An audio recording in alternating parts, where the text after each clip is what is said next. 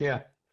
Well, most of the stories from hunters that have had them in their sights say, I could not shoot it. It looked too human. Uh-huh.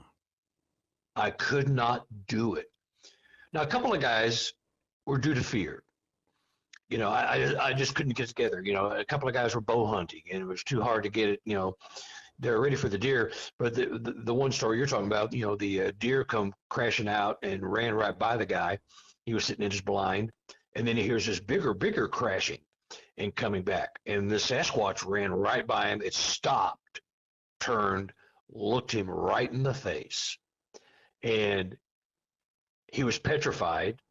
And he said, even if I could have done it, I couldn't because it just looked too human. Yeah.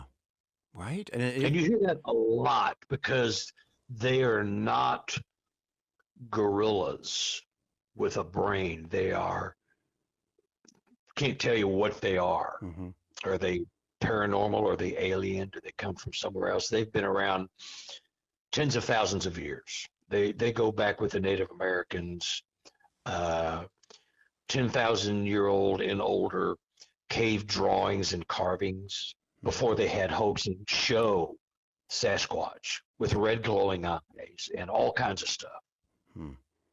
Yeah. So you just, when you look at it, and, my habituation people that have them living on their property, they see them daily, weekly, monthly, yearly, they wouldn't even think of it. And the Sasquatch are comfortable there. Right. And they live, actually, the Sasquatch are allowing the humans to live on their property because, some of these families, I've got one family that's third generation Sasquatch experiencers here in Missouri. And so when the grandparents got too old to farm and run the place, I'm talking about a couple hundred acres, heavily wooded. Well, the sons or the granddaughters would move out and live there. And they already knew what was going on and they know what's expected of them. And you do not shoot them, you do not kill them. They're your friends. Mm-hmm. And they're living in harmony with an unknown being. Just say that out loud a few times. Yeah, They see that. The thing is, they live in harmony with us. Mm-hmm. And they are here to teach us how to treat each other and to treat the planet. Mm-hmm. That is their one message, goal. You don't have to, they don't like people that hunt recreationally, kill a deer, cut off the head, leave the body there to rot and go bad when that's food for a Sasquatch family. That's food for another human family. Mm-hmm. That's the kind of stuff they don't like. So you think they really, that's interesting. They have a message or a purpose that they're trying to communicate to us through these encounters.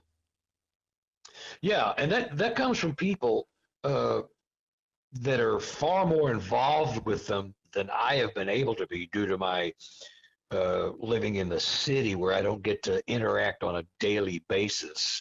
I've got friends up in Canada and Alaska where they're on the boonies and they have spiritual conversations and connections. I have connections with them. They come to me. I've seen them 3 or 4 times. I've communicated with them in my sleep, in my dreams. They've come and communicated. So that does happen. Now, a lot of people are probably going to go, okay, this is where I hang up. This is baloney. No, that doesn't happen. Mm-hmm. Well, yes, it does. Well, you know what? I got to interject. There's an episode of this podcast where I talk about a vision dream that I had involving a human where I, in real time, as it was actually happening out here in the real world, I was dreaming about a friend of my father's who was having a medical emergency. And it's a lot more than that. But, hey, I know that kind of thing can happen, that you can have something come into your consciousness in a dream that is actually reflecting reality. So I get it. Yeah. Yeah. It's a real thing. Yeah. And so for someone who's an avowed skeptic, it's going to fall on deaf ears. Yeah, you're never going to get that. That guy's full of crap. Yeah. Yeah. And, the cover of the book I sent you that you do not have, when I first, the one with the hand. Mm-hmm. Yeah. I caught so much grief when I put that out from haters and trolls. And that's baloney. That's fake. You know it's fake. How dare you do something like that? You've been around for years. How dare you put something out there in front of everybody? That's fake, and you know it. Well, no, it's not. And you know, if you know anything about the paranormal world, the Sasquatch world, and if you don't, I'm about to educate you. There is hate and competition. Everybody wants to be somebody. Everybody wants to be the one. So, and if you've got stuff you can post that is very, very compelling, people like that will scoff and trash it and embarrass you, try to embarrass you and just humiliate you. Would these be maybe, for lack of a better word, competitors kind of as researchers even, you mean, or just? Yeah, some researchers and some people that consider themselves researchers and, you know, aren't. You know, to be a researcher, it's not an armchair thing. You don't do it on your computer. You get out in the woods and experience things. Yeah. And many of those people, had they experienced a Sasquatch to any degree at all, they'd never say a word because they know. You know, but if you know, you know. If you don't know, no. I've said many times, if you've had unexplained situations happen, you know they do happen. It's that simple. If you haven't, I suppose there are people that have never had an unusual, unexplainable thing happen in their life, and it's going to be very hard for them to wrap their heads around this at all. But if they've had another version, you know, seen a ghost, you know, maybe a loved one passed away, and that night they saw them at the foot of their bed. Hopefully that opens their mind up to the fact that, okay, well, if that can happen, what else could happen? And I should give this other person who's claiming this the benefit of the doubt. Yeah. You don't have to be nasty and hateful. You just have to ignore it until you have grown as a human to experience some things, you know? And so, yeah, like you said, you know, a ghost, you know, but none of that exists 100 years ago, according to the government. They've been lying to us forever about that. So it's hateful and competitive. It's just, it's sorry to hear nasty. That. Yeah, I mean, that's it's horrible. That's social media across the board, and sorry you have to go through that, you know? Yeah, it is. And so I've gotten a few people fired or removed from groups and have their groups removed because they are so hateful and so negative and getting personal, you know, that kind of thing. There's no excuse for that. Do you see a light in the sky that you don't know what it is? I mean, it could be a UFO, could be a satellite, could be nothing, could be a comet, could be something, but you don't know everything. So if you know everything, well, you can, if you know everything, educate me. Right. If you don't, shut up. Yeah. It's a give and a take. We all, you know, I like to think that probably anybody tuning into this probably has had something happen. And that's the kind of thing that gets you then wanting to open your mind further and dig deeper and see what else you might not know and hear from people who they've had an experience that is as crazy as yours, but they believe it just like you believe yours. You know, it's kind of a two-way street. You know, I think about, you made the great comparison. We know the UFO, also known as UAPs now. Yeah, we know how that's played out over the years, where government commissions were, you know, set up, where actually instead of truly investigating, they were trying to mislead the public. I think that was the Blue Book Commission at one point. Yeah. And Project Blue Book. Project. All those things have happened. We know that in recent years, we've had these prominent current government officials, retired government officials, members of the military leak footage and so forth outside of the bounds of what they were supposed to do. We've had congressional hearings. We've seen what was being done, and the curtain is being pulled back as we speak, right? I wonder, Carter, have there been any people like that, you know, these prominent people who have, you know, credentials, credibility, that type of thing? Has anybody come forward yet regarding, yes, the government knows about Bigfoot, but they're trying to cover it up? Nothing official, although I know they know. In my second book, the green one that you may have read, my witness in Canada was working on a tree planting crew, 12 guys. and they were taken into the woods up in Canada, BC, actually British Columbia, because Canada is notoriously bad about stripping all the trees out of the forest but not replanting them. And so many years ago, he was on a cruise that were going back and replanting some of the trees so they could keep the lumber thing going. Mm-hmm. Long story short, they saw Sasquatch. Six guys stayed in one area. 6 guys went up deep into the woods. And they were all sitting around talking about what happened. The 6 guys that went up into the woods came back, and their hair was literally standing straight up on end. Some of it was a foot long, old hippies. You know, their hair was standing out, rigidly erect. It was standing up. 30 minutes after they had their event, the hair was still standing. Unbelievable. They took them back to the regional office. They told each and every one, you say nothing about this. If you do, you'll never work in this area again, ever. And in the wilds of British Columbia, it's very, very, very hard to find work. Yeah.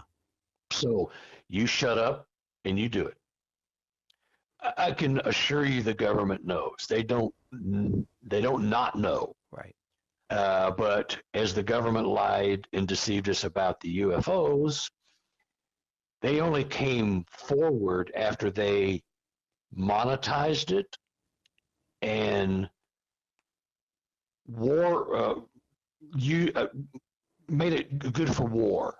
In other words, when they got all the data out of the UFOs and made all the money, all the big companies that do all the work for the missiles and all the nuclear things. You mean like reverse engineering type of thing where you find the technology and Yeah. Once they've done everything and got everything out of it they can possibly get, that's why they're telling us, because they've got what they need out of that.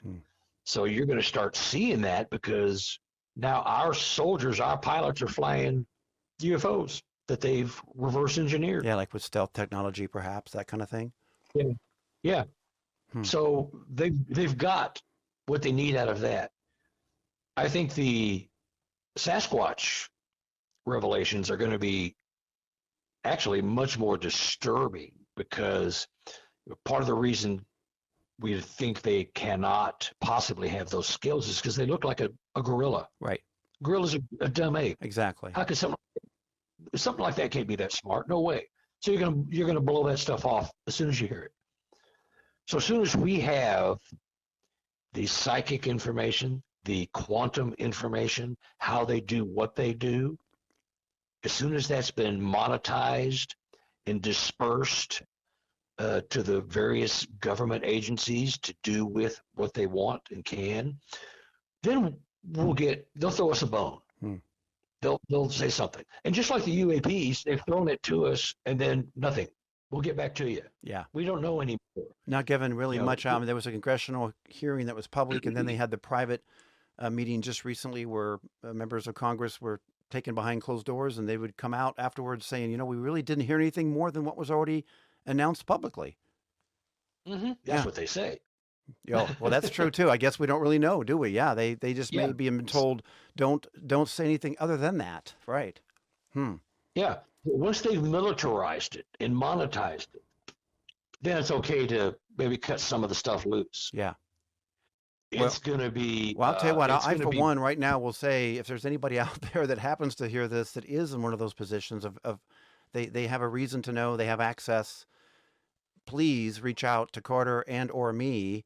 And maybe you'll be that person we're talking about that we saw it start. It seemed like it started with the UFO UAP thing with the pilots off the coast of San Diego that, the TikTok footage and that kind of thing. Remember that broke in the New York Times? I mean, think about that. New York Times.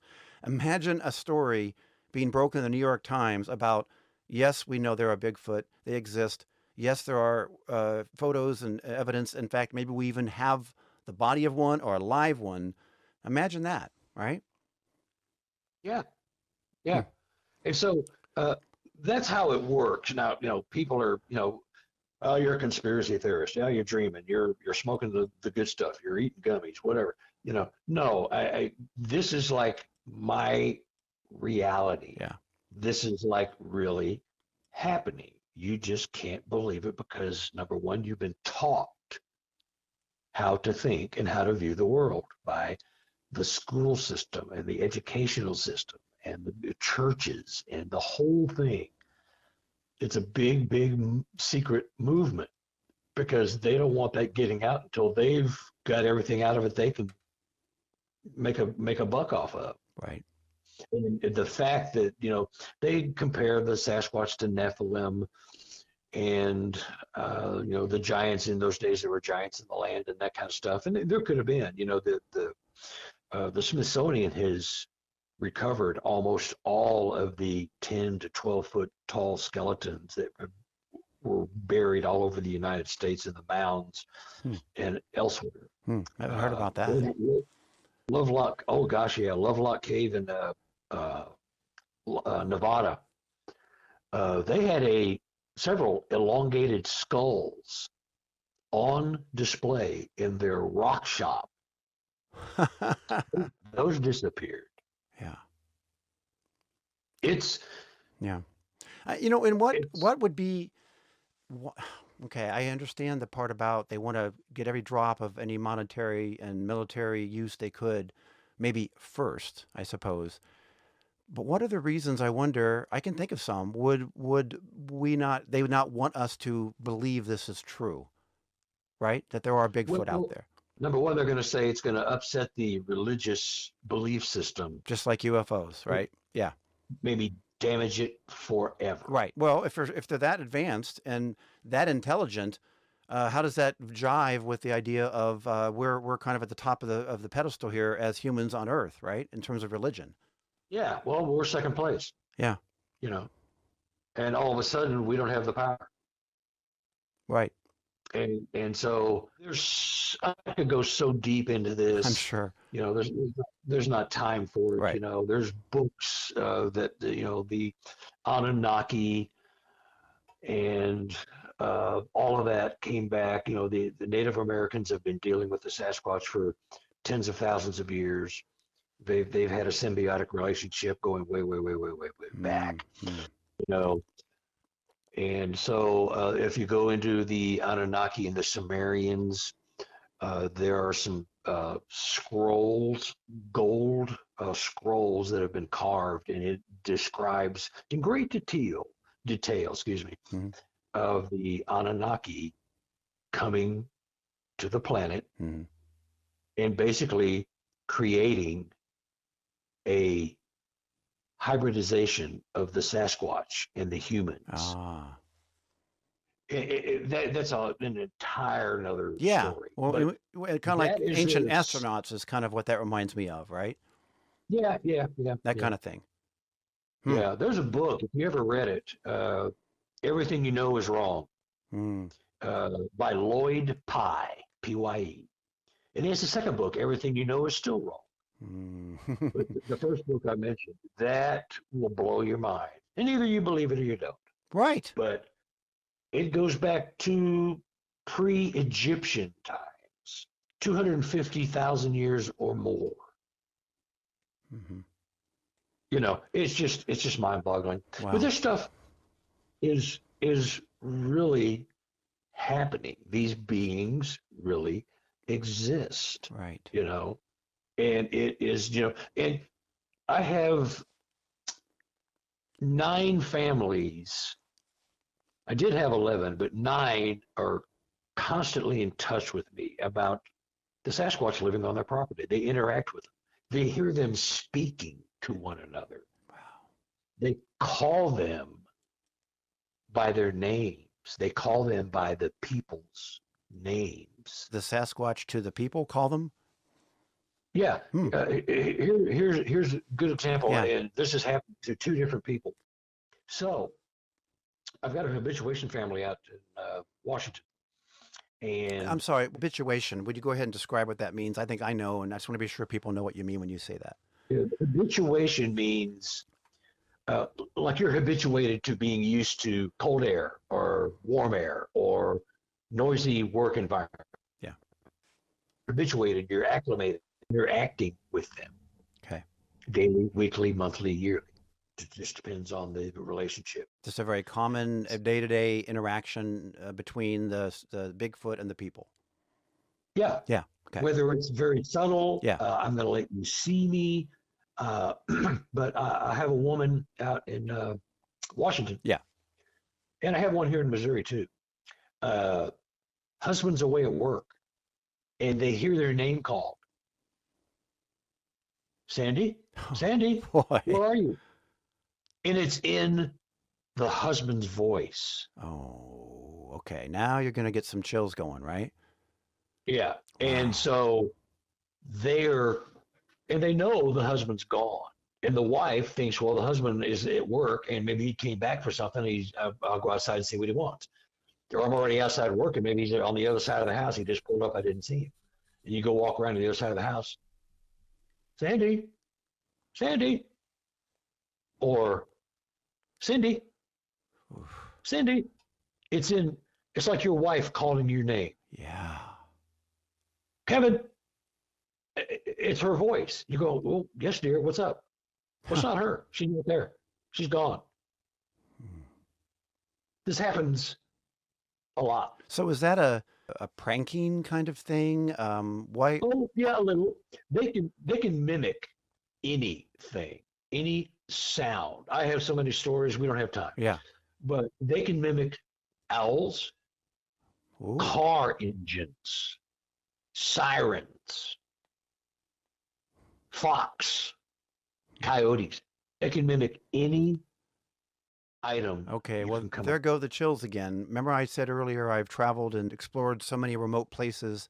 You know, I hear the owls, I hear the coyotes, and I've always assumed that's what I'm hearing.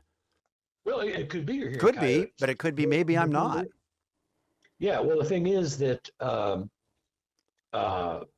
coyotes and Sasquatch have a symbiotic relationship because very often you start hearing a pack of coyotes. They start barking Oh yeah. when they've got some kill Yeah, amazing to hear or when you they've hear got that. something they're about to kill.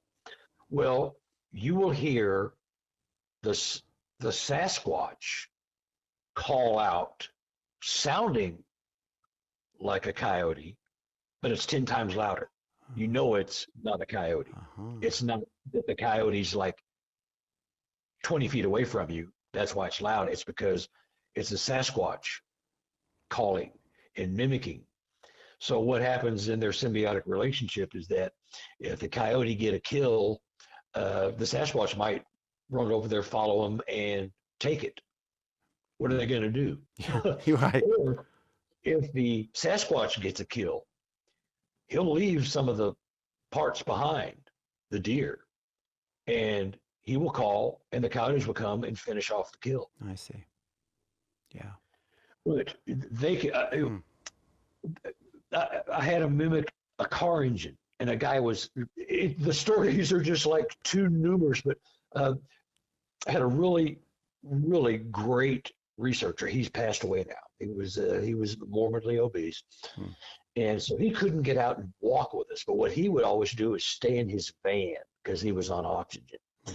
So he would stay in the van while we were out doing night ops, and he would be monitoring for sounds. We all use radios, two-way radios.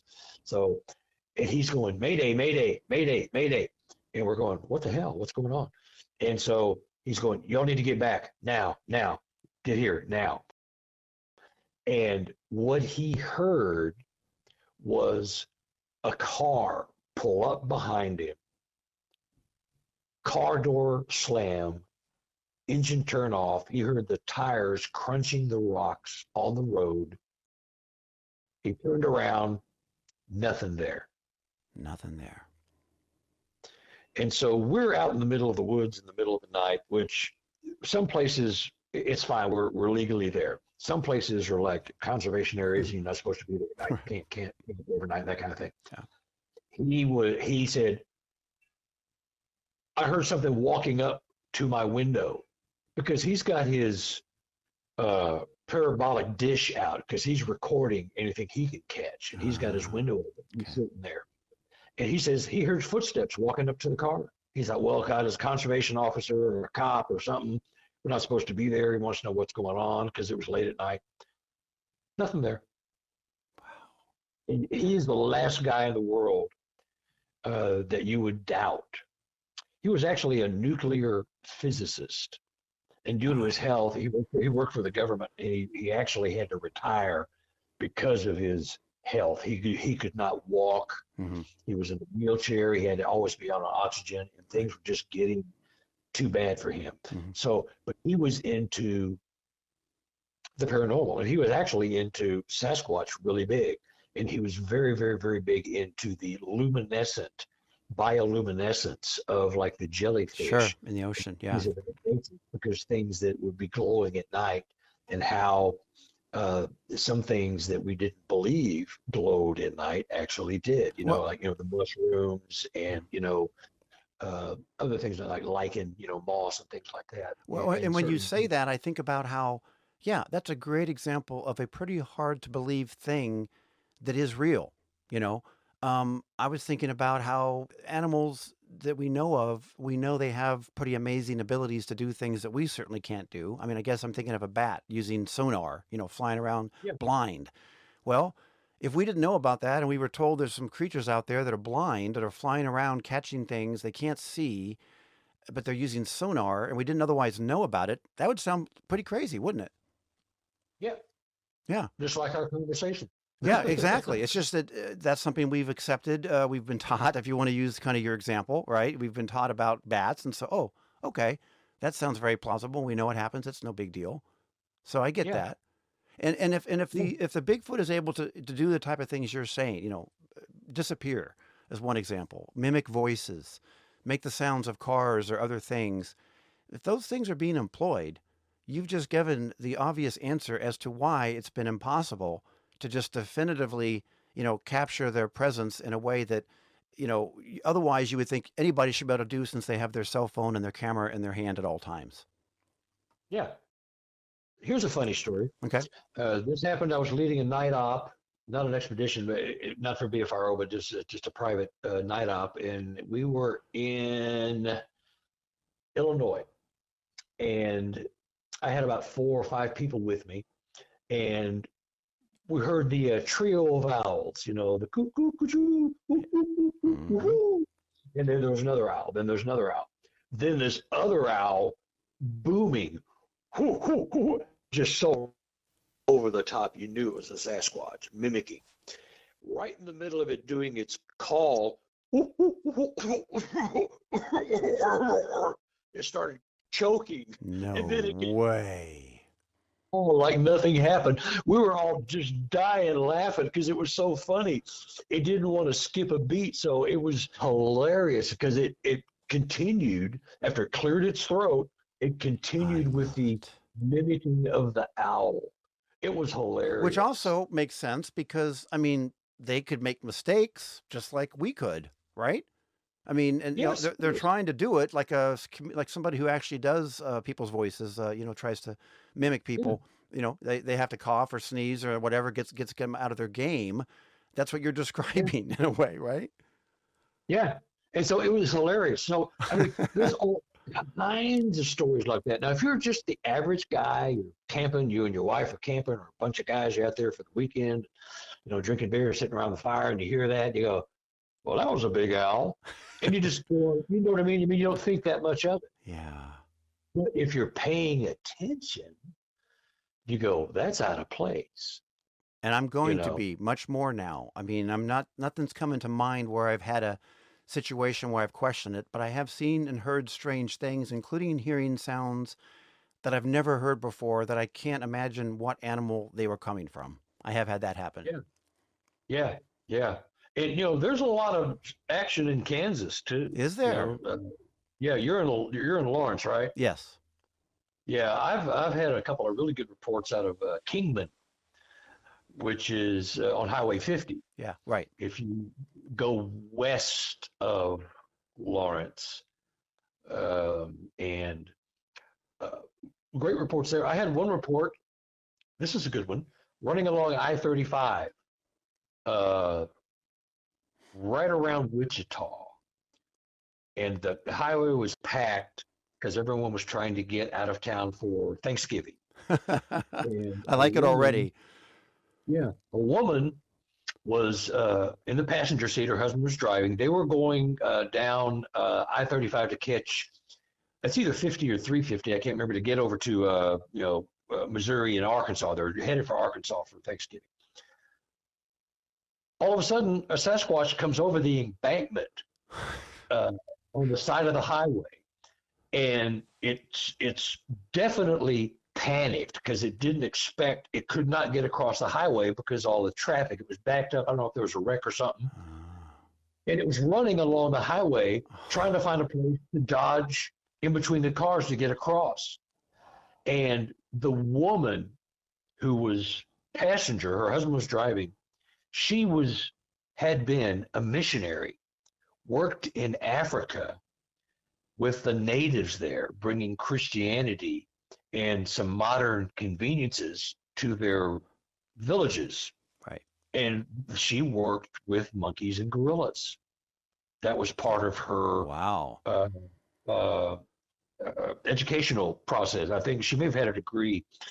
I'm not sure what her degree was. It Right. was a great report. And this creature was panicked. It was running along the highway, and it was just like, oh, how do I get here? What do I do? Oh, In that, I'm and glad it you. ran back up over the hill and said, screw this, Uh, and and they move across the Flint Hills regularly because there's nobody really? out there. Really? See, Yeah, now I've been out there yeah, quite a bit. Okay. yeah. There's not a lot out there, but it's a great place to travel and hide because there's very little civilization. You've got the occasional farmer that owns 3,000 acres. Yeah. Then 3,000 acres later, you'll see another farmhouse because we just drove back there from Texas. Hmm. So I was going, the Flint Hills around here, and it's desolate, beautiful but desolate. Right. So, but there's another story that's just Hmm. what? But the woman worked with apes and gorillas. She knew exactly what she was looking at, Right. and uh, there's another story, and the mimicking. I mean, it just goes on and on. It You really know, does. And one thing that I was going to ask you about, and I think I know the answer now, is whether there are any absolute across the board common denominators that exist in all encounters. Let's say classification A, especially, right? Where it's yeah. society and all that. And I think the answer actually is maybe no, because I thought maybe you would be saying yes, that it's always going to be in a forest or it's going to be in a remote area, right? Because that's what we picture. We picture going across somewhere between trees in the middle of nowhere.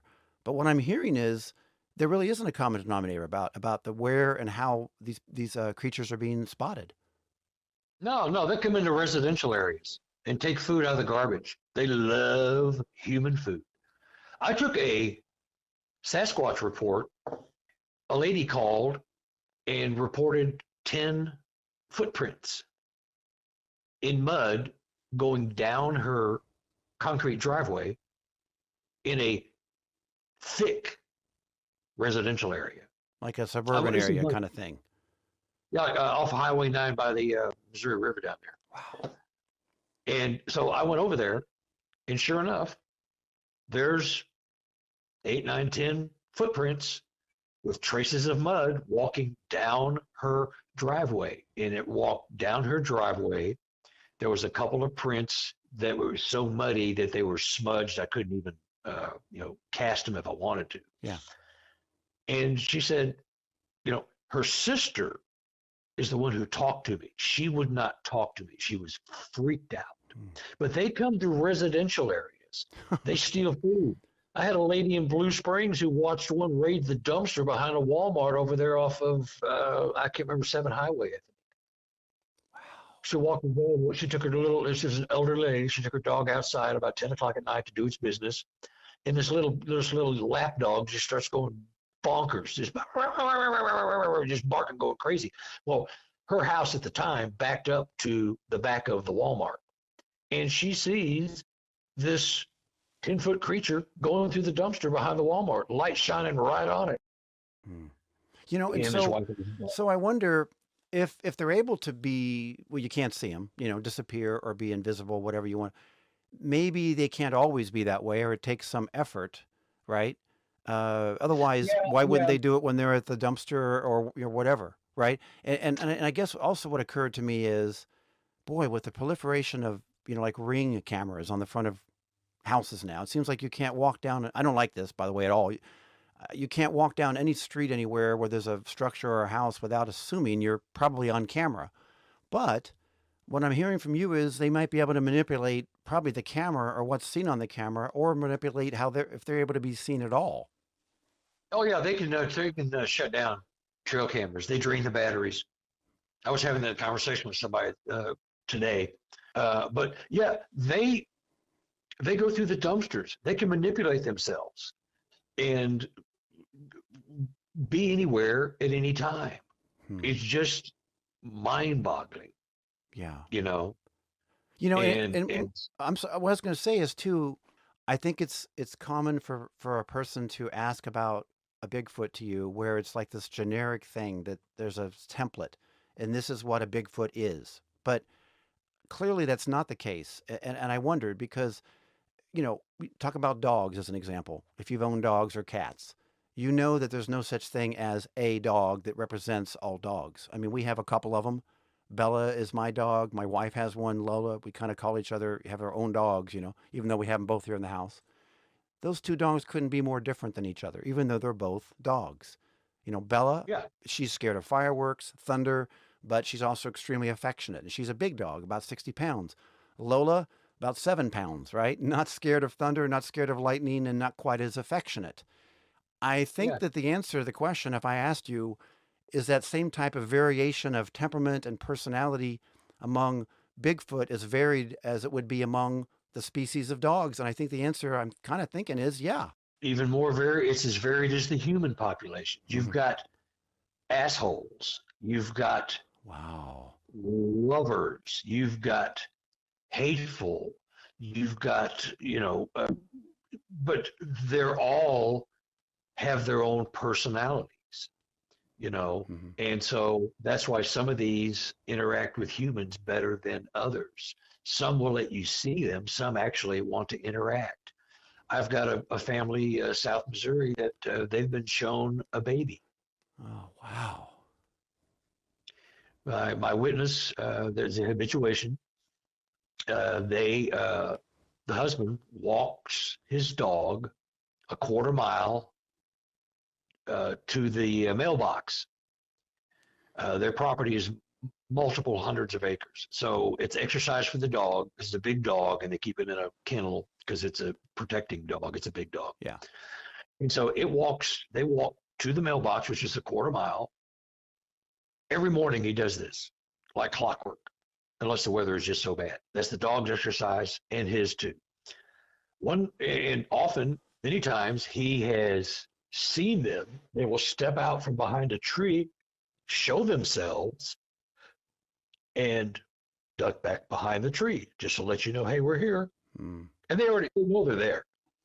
Well, one morning they step out from behind a tree. The mother and the father, and mom's got a baby. She lets him see it, and it was probably 25, 30 yards away. But Yeah. I've been to the exact spot where this happened, and so Mm. and they show them they're sharing the land. Right. I've had mine. One of the things they do is they go sit on the front porch.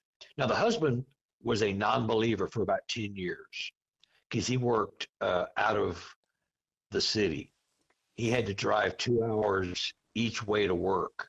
So, and on top of an 8-hour day working, he drove 4 hour round trip to get to work. He drove to St. Louis and back Mm. from where they live. Right.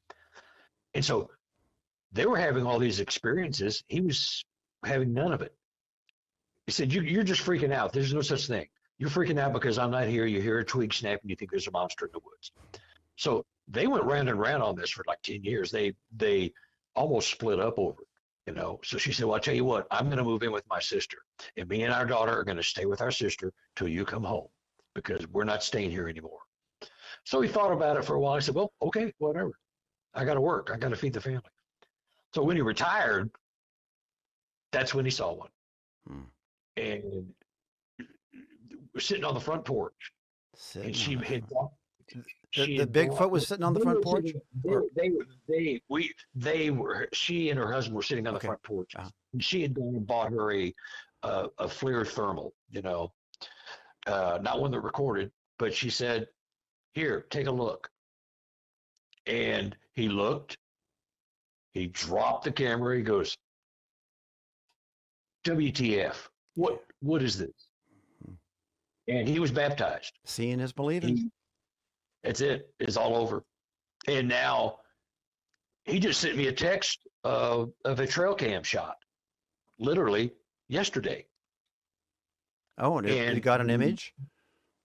yeah, well, it's in the process of either appearing or disappearing. It's you can see through it. It's not solid, but you Oh, can see that it's there.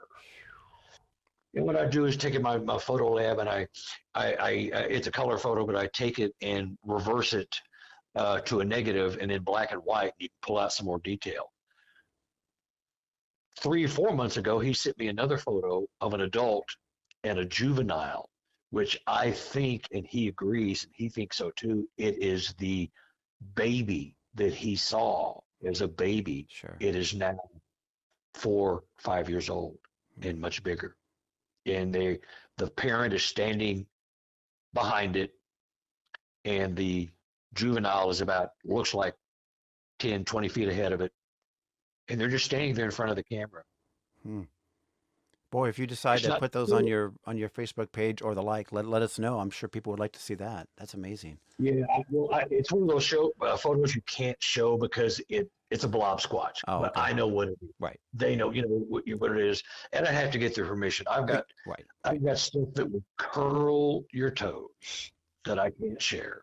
That must be I've got frustrating. I've got thermal video of one walking through the woods, shot from a helicopter, and it's just as Ooh. plain as day. It's a nighttime shot, but it's like, so once you see something that people tell you does not exist, once something you see that you believe does not exist, then you see it. It's all over. Yeah, or even experience something that people say shouldn't happen. The dream like I Yeah, had, the vision yeah, dream, or yeah, believe me, you're preaching to the choir there.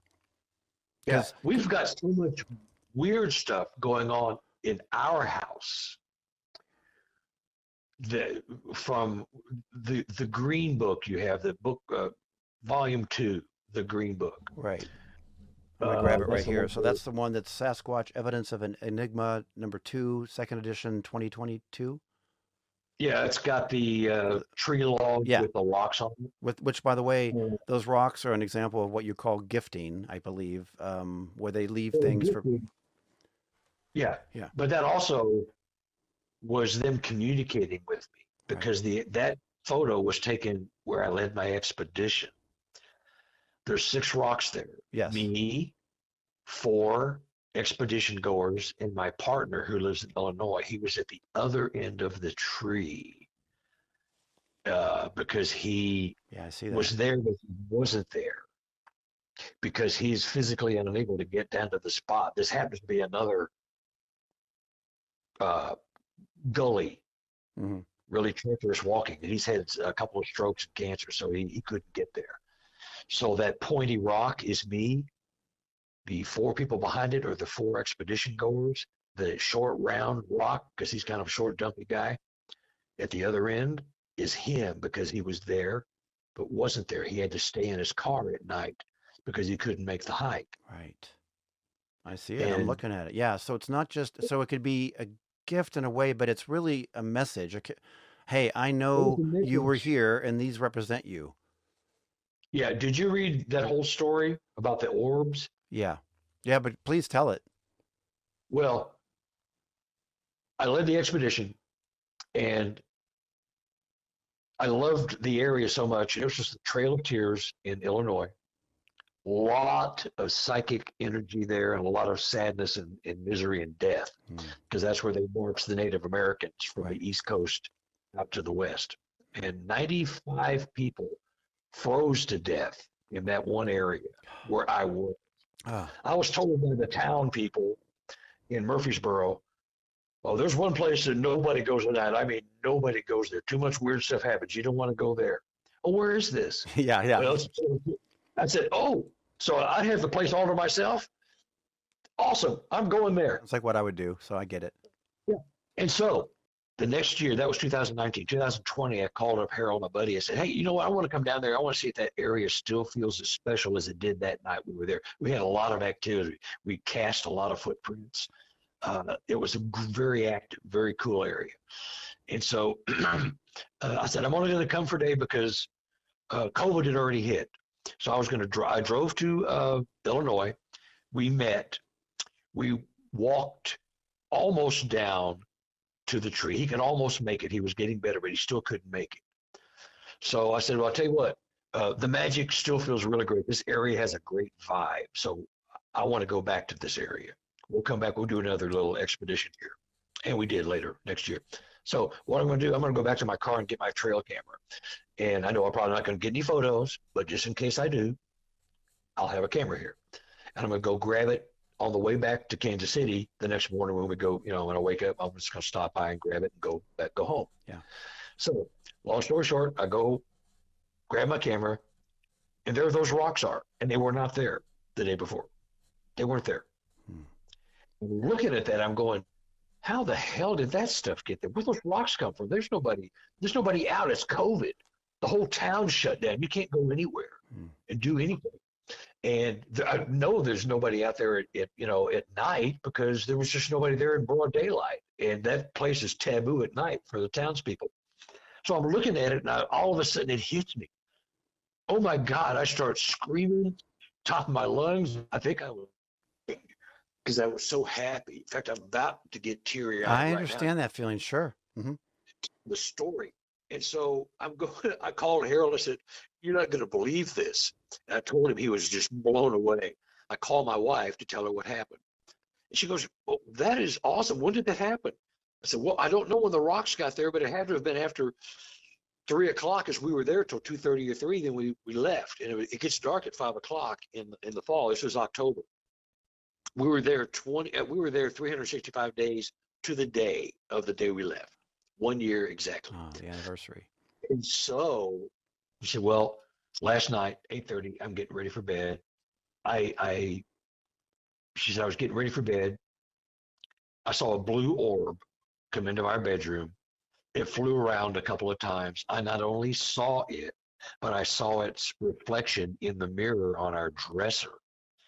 It flew into the bathroom and disappeared. And they were making contact with me, letting me know where I lived, that they knew where I lived, and that they were confirming our new relationship with the rocks and my wife seeing the orb. Technically, I would have been home by then, but I didn't. I spent the night. Right. Because I didn't want to drive the highway from Murfreesboro to Kansas City at night. Mm-hmm. And so that was the beginning of the relationship.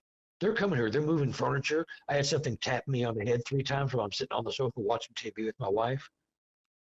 I look over at her and said, did you just tap me on the head? No, what are you talking about? Okay. We've got ever since then. And since then, I've had 3 metaphysical experiences with them. They've come to me. My wife had, and I don't sleep well, so we listen to meditation. So as I'm entering into that REM state, right before I fall asleep, I am shown an image of where they live, and they are showing me. I'm going down this long, it's like a tunnel, but it's not a tunnel. I'm going down this long ravine and I am traveling at a fixed rate. And I'm going by, I'm seeing the forest go by, but it's zooming by me. It's a blur. It's going by me much faster than I am moving. They have a completely different relationship with time and space than we do. So they're showing me where they live. I'm seeing the little Sasquatch sticking holes in the ground, digging up bugs, chasing mice and rats. They're all laying around doing. I said, where is this? This looks familiar, but where is this? This is home. Home. They just like the seeing my car, they speak to me metaphysically, spiritually. Wow. This is where we live. A whole nother level. Yeah, Yeah, which it's which which we may have to explore down the road in a second part to this, all that, because that's pretty amazing, and it's a demonstration, it sounds to me like, of the trust they have in you, and perhaps a desire to help get the word out there through you, like you're doing right now. yeah. I mean that's all it could be. But they were verifying. They didn't tell me, yeah, we put the rocks there, but that was them. Because that rock, the arrow shaped rock, that's me as the leader. I am pointing the way to the four expedition goers behind me. There's that short round rock. And when I went back the next year, one of the rocks I had dusted for fingerprints. Huh. And that rock, when we went back, all the five rocks were gone.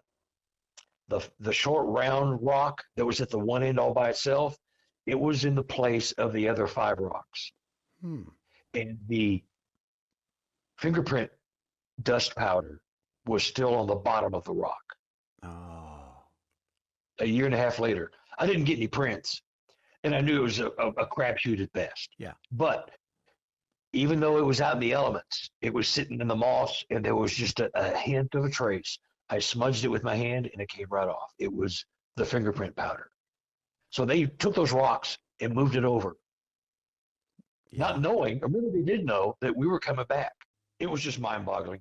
It just takes you to a whole nother level, and I don't care if anybody listening to this thinks I'm nuts. I'm not nuts. I At understand. least That's the not position you legally. have to take. Yeah, me too, right? I mean, Not legally, yeah, I've you know. I've had a lot of things happen, but I know they happened, and if people believe it, fine. If they don't, that's fine too. Yeah. Yeah. So I was going to ask you, and I know you have to get off here in a minute. Have you had kind of your holy grail scenario yet? Do you think where, and it sounds like maybe kind of the stuff going on at your house would be an example of it. Okay, now this is just at a level that indisputable, and if I don't ever learn any more, if I don't ever see any more, I've had enough, right? Or have you not? What is it you're wanting to see or have experienced that you haven't yet? Everything I get now is a gift. It's gravy. Yeah. It, Okay. it's chocolate syrup on my vanilla ice cream. There we go. But when I took my wife, and then I had that, I can only call it as mental telepathy. Yeah. And then them showing me that they knew where I lived with the orb, and orbs are very, very plentiful in Sasquatch sightings. They're in there, right? I mean, many people report orbs. Okay. And right before or right after a Sasquatch event, or they'll report a UFO right before or right after a Sasquatch event. Mostly my habituation people. But I don't want it to stop. But if it stopped, they have given to me what many people just wish for. Yeah. I'd like to be one of the habituation families. I've got several that are. The book you do not have is the one you probably should have, because it's got what's the name of that? What is the name of that one? Do you remember? Enigma 3. Oh, number 3. Okay. Pretty creative, huh? Yeah. No, it makes it clear though. Yeah. Yeah. That the cover I sent you with that Sasquatch hand on the trail cam. That book has got some killer stuff in it. Okay. Right. I'm self-published. I publish my own books. I have them printed myself. I ship them out myself. I sign them. I autograph. I do the whole thing right here at home. And that's through your through your website. Is that right? Yeah. If you want to go to my website, you can order the books. What is that? Right what's now, that address? sqexplorer.com. Okay. It's like my email, which is sqexplorer@gmail.com, but my website, sqexplorer. You can email me at sqexplorer@gmail.com. sqexplorer.com is my website, and sqexplorer@gmail.com is my email. Again, very creative, huh? Yeah. Well, I like it. Because I don't want to forget it. I don't want to forget it. Well, I think we can all relate to that, trying to keep track of email addresses, passwords, and the like. In any event, Carter, I really appreciate you taking the time to really open up and share with us the kinds of things that you have, things that I'm sure most people have never heard anything like it before in connection with Bigfoot or any other creature, things that would be very difficult for many people to believe and accept. I do encourage people, especially if you've had your own unusual situations occur in life that you would struggle with, to explain to other people and expect them to believe you. I hope that you take that into account as you process all of this moving forward. Yeah, that's all you got to do is just have an open mind. Look at it. If it's not for you, it's not for you. Right. But once you see something you cannot explain, UFO, Dogman, Mothman, Sasquatch, Ghost, Slender Man, whatever, it changes everything. It does. And I'm an example of that. There are Yeah, countless examples of that. So yeah, I get it. yeah. Hey, This has thanks. been fun. Well, I agree. Absolutely. And like I say, I think perhaps we might want to think about doing a part two down the road where we focus on some of the things going on at your home or the like. But no matter what, I really, really do appreciate it. I know you're busy. Thanks again, Carter. Take care. All right. Thanks a lot, Kevin. I appreciate it, man.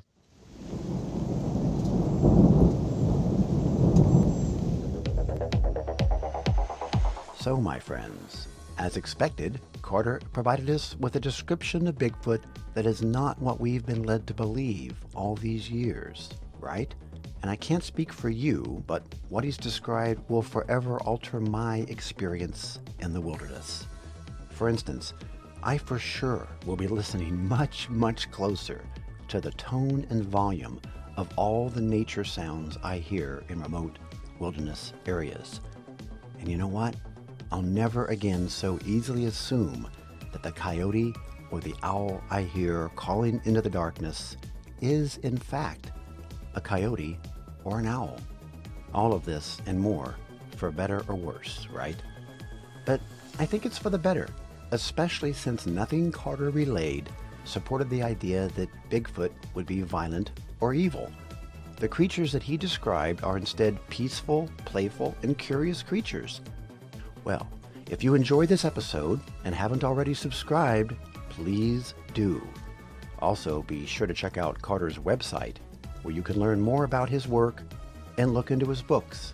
I've also uploaded several of Carter's investigative photos to our Facebook and Instagram pages. Just search for Midnight on the Prairie. And as always, I welcome your thoughts and reactions to this episode and, of course, the podcast as a whole. So please contact me anytime at kevinkelly@midnightontheprairie.com.